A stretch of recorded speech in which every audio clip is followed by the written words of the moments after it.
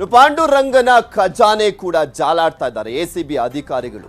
Team ಈಗ already ಆತನ ಅಂದ್ರೆ ಎಲ್ಲೆಲ್ಲಿ ಆಸ್ತಿಯನ್ನ ಮಾಡಿದ್ದ, ಎಲ್ಲೆಲ್ಲಿ ದುಡ್ಡು ಇದೆ, ಅದೆಲ್ಲದರ ಬಗ್ಗೆನೂ ಕೂಡ ಈಗ ಆಲ್ರೆಡಿ ಪರಿಶೀಲನೆ ಮಾಡ್ತಾ ಇದ್ದಾರೆ. ಕಂತೆ ಕಂತೆ ಹಣ ಸಿಕ್ಕಿದೆ. ಈ ಅಧಿಕಾರಿ ಮನೆಯಲ್ಲೂ ಕೂಡ ಚಿನ್ನಾಭರಣ ಕೂಡ ಸಿಕ್ಕಿರುವಂಥದ್ದು.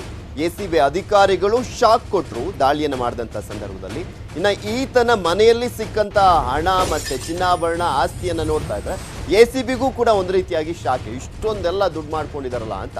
ಸಹಕಾರ ಸಂಘಗಳ ಜಂಟಿ ನಿಬಂಧಕ ಈ ಡಿ ಪಾಂಡುರಂಗ ಅನ್ನೋನು ದಾಖಲೆಗಳನ್ನ ಮುಂದಿಟ್ಟು ಪಾಂಡುರಂಗಗೆ ಡ್ರಿಲ್ ಮಾಡ್ತಾ ಇದ್ದಾರೆ ಅಧಿಕಾರಿಗಳು. ಅಂದ್ರೆ ಎಲ್ಲೆಲ್ಲಿಂದ ಬಂತು, ಯಾವ ರೀತಿಯಾಗಿ ಮಾಡ್ಕೊಂಡ್ರಿ ಈ ಆಸ್ತಿಯನ್ನ, ಇದಕ್ಕೆ ಲೆಕ್ಕ ಕೊಡಿ ಅಂತ ಕೇಳ್ತಾ ಇದ್ದಾರೆ. ಸತತ 6 ಗಂಟೆಗಳಿಂದ ಮುಂದುವರೆದಿದೆ ತಲಾಶ್.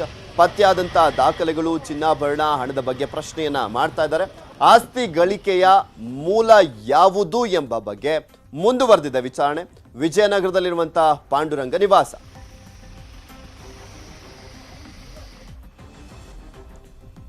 ಸೊ ಒಬ್ಬೊಬ್ಬ ಅಧಿಕಾರಿಗಳ ಡೀಟೇಲ್ಸ್ ಅನ್ನ ನಿಮ್ಮ ಮುಂದೆ ಇಡ್ತಾ ಇದ್ವಿ. ಹುಬ್ಬಳ್ಳಿಯಲ್ಲಿ ಗಮನಿಸಿದ್ರಿ ಆ ಅಧಿಕಾರಿ ಯಾವ ರೀತಿಯಾಗಿ ದುಡ್ಡನ್ನ ಮಾಡಿದ್ದ, ಮತ್ತು ಒಂದ್ ಕಡೆ ದುಡ್ಡು ಕೂಡ ಸಿಕ್ಕಿದೆ, 1/2 ಕೋಟಿಯಷ್ಟು ದುಡ್ಡು ಕೂಡ ಸಿಕ್ಕಿರುವಂಥದ್ದು. ಇನ್ನು ಒಂದ್ ಕಡೆ ಪಾಂಡುರಂಗ ಎಂಬ ಅಧಿಕಾರಿಯ ಮನೆ ಮೇಲೂ ಕೂಡ ದಾಳಿಯನ್ನು ಮಾಡಿದಂತಹ ಸಂದರ್ಭದಲ್ಲಿ ಸಾಕಷ್ಟು ಪ್ರಮಾಣದಲ್ಲಿ ಆಸ್ತಿ ಪತ್ತೆ ಆಗಿದೆ, ನಗದು, ಚಿನ್ನಾಭರಣ ಕೂಡ ಪತ್ತೆ ಆಗಿದೆ.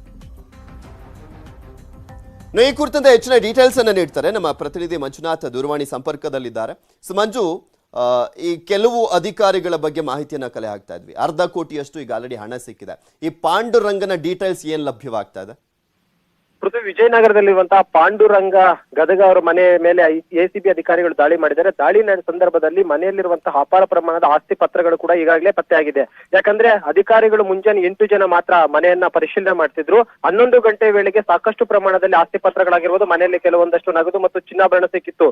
ಈ ನಿಟ್ಟಿನಲ್ಲಿ ಇನ್ನಷ್ಟು ಆತನಿಗೆ ಎನ್ಕ್ವೈರಿ ಮಾಡಬೇಕು ಅನ್ನೋ ನಿಟ್ಟಿನಲ್ಲಿ ಡಿವೈಎಸ್ಪಿ ಅವರನ್ನು ಕೂಡ ಅಷ್ಟೇ ನೇರವಾಗಿ ವಿಜಯನಗರದ ಮನೆಗೆ ಕರೆಸ್ಕೊಂಡ್ರು. ಸದ್ಯ ಈಗಿರುವಂತಹ ಬೆಳವಣಿಗೆ ಏನಂದ್ರೆ ಇನ್ನಷ್ಟು ಜನ ಅಂದ್ರೆ 3-4 ಜನ ಇನ್ಸ್ಪೆಕ್ಟರ್ ಗಳನ್ನು ಕೂಡ ಈಗ ವಿಜಯನಗರದಲ್ಲಿರುವಂತಹ ಒಂದು ಪಾಂಡುರಂಗ ಅವರ ಮನೆಗೆ ಬರುವಂತೆ ಸೂಚನೆ ಕೊಟ್ಟಿದ್ದಾರೆ. ಬಹುತೇಕ ಇದೆಲ್ಲವನ್ನು ಕೂಡ ನೋಡ್ತಾ ಇದ್ರೆ ಈಗಾಗಲೇ 9 ಗಂಟೆ ಆಗಿದೆ. 9 ಗಂಟೆಯಿಂದಲೂ ಕೂಡ ಅಷ್ಟೇ ಸತತವಾಗಿ ಅವರ ಮನೆಯನ್ನ ಪರಿಶೀಲನೆ ಮಾಡ್ತಿದ್ದಾರೆ.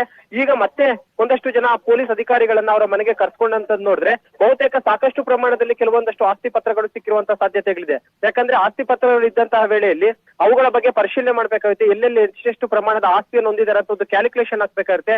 ಜೊತೆಗೆ ಒಂದು ಮಹಜರನ್ನು ಕೂಡ ಮಾಡಬೇಕಾಗಿರುತ್ತೆ. ಮೇನ್ ಆಗಿ ಈ ಒಂದು ಜಯನಗರದಲ್ಲಿರುವಂತಹ ತಮ್ಮ ಅತ್ತೆ ಮನೆ ಮೇಲೆ ದಾಳಿ ಮಾಡಿದಂತ ಸಂದರ್ಭದಲ್ಲಿ ಕೂಡ ಅಲ್ಲಿಯೂ ಕೂಡ ಒಂದಷ್ಟು ಆಸ್ತಿ ಪ್ರಮಾಣದ ಪತ್ರಗಳು ಸಿಕ್ಕಿದೆ. ಆ ಒಂದು ಆಸ್ತಿ ಪತ್ರಗಳನ್ನು ತೆಗೆದುಕೊಂಡಂತಹ ಅಧಿಕಾರಿಗಳು ಈಗ ನೇರವಾಗಿ ಅಲ್ಲಿಂದ ವಿಜಯನಗರದಲ್ಲಿರುವಂತಹ ಪಾಂಡುರಂಗ ಮನೆಗೆ ಹೋಗ್ತಿದ್ದಾರೆ. ಬಹುತೇಕ ಅಲ್ಲಿ ಸಿಕ್ಕಿರುವಂತಹ ಒಂದು ದಾಖಲಾತಿಗಳಾಗಿರ್ಬೋದು ಮತ್ತು ಅವರ ಮನೆಯಲ್ಲಿ ಏನೆಲ್ಲ ಆಸ್ತಿ ಪತ್ರಗಳು ಸಿಕ್ಕಿತ್ತು ಇದೆಲ್ಲವನ್ನು ಕೂಡ ಅಷ್ಟೇ ಕೂಲಂಕುಷವಾಗಿ ಆತನ ಮುಂದೆ ಇಟ್ಟು ಎನ್ಕ್ವೈರಿಯನ್ನು ಕೂಡ ಮಾಡ್ತಾರೆ.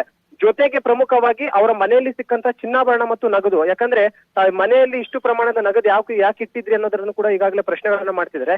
ಮತ್ತು ಅವರ ಮನೆಯಲ್ಲಿದ್ದಂತ ಕೆಲವೊಂದಷ್ಟು ಚಿನ್ನಾಭರಣ ರಿಲೇಟೆಡ್ ಆದಂತ ಕೆಲವೊಂದಷ್ಟು ರಿಸಿಪ್ಟ್ ಗಳನ್ನ ಮಾತ್ರ ಆತ ಕೊಟ್ಟಿದ್ದಾನೆ ಬಿಟ್ರೆ ಅದನ್ನ ಪರ್ಚೇಸ್ ಮಾಡಿರುವಂತಹ ಒಂದು ಆದಾಯದ ಮೂಲ ಯಾವ್ದು ಅನ್ನೋದ್ರ ಬಗ್ಗೆ ಇನ್ನು ಯಾವುದೇ ರೀತಿಯಂತ ಮಾಹಿತಿಯನ್ನು ಕೂಡ ಆತ ಬಿಟ್ಕೊಟ್ಟಿಲ್ಲ. ಆ ಒಂದು ಕಾರಣಕ್ಕೋಸ್ಕರ ಸದ್ಯಕ್ಕೀಗ ಹೆಚ್ಚುವರೆಗೆ ಮತ್ತೆ 4 ಜನ ಇನ್ಸ್ಪೆಕ್ಟರ್ಗಳು ನೇರವಾಗಿ ಜಯನಗರದ ರೈಡ್ ಅನ್ನ ಕಂಪ್ಲೀಟ್ ಮಾಡ್ಕೊಂಡು ಸದ್ಯಕ್ಕೆ ವಿಜಯನಗರ ಕಡೆ ಹೋಗ್ತಿದ್ದಾರೆ. ಸದ್ಯ ಜಯನಗರದಲ್ಲಿ ಸಿಕ್ಕಿರುವಂತಹ ಪ್ರಾಪರ್ಟಿಯ ಒಂದು ಡಾಕ್ಯುಮೆಂಟ್ಸ್ ಏನಿದೆ ಅದನ್ನು ಮತ್ತು ವಿಜಯನಗರದ ಅವರ ಮನೆಯಲ್ಲಿ ಸಿಕ್ಕಿರುವಂತಹ ಒಂದಷ್ಟು ಪ್ರಾಪರ್ಟಿ ಡಾಕ್ಯುಮೆಂಟ್ಸ್ ಅನ್ನು ಕೂಡ ಮುಂದಿಟ್ಕೊಂಡು ಡಿವೈಎಸ್ಪಿ ಅಂತ ಗೀತಾ ಅವರು ಎನ್ಕ್ವೈರಿಯನ್ನು ಕೂಡ ಈಗಾಗಲೇ ಮುಂದುವರಿಸಿದ್ದಾರೆ. ಓಕೆ, ಥ್ಯಾಂಕ್ ಯು ಮಂಜು ನಿಮ್ಮೆಲ್ಲ ಡೀಟೇಲ್ಸ್ಗಾಗಿ.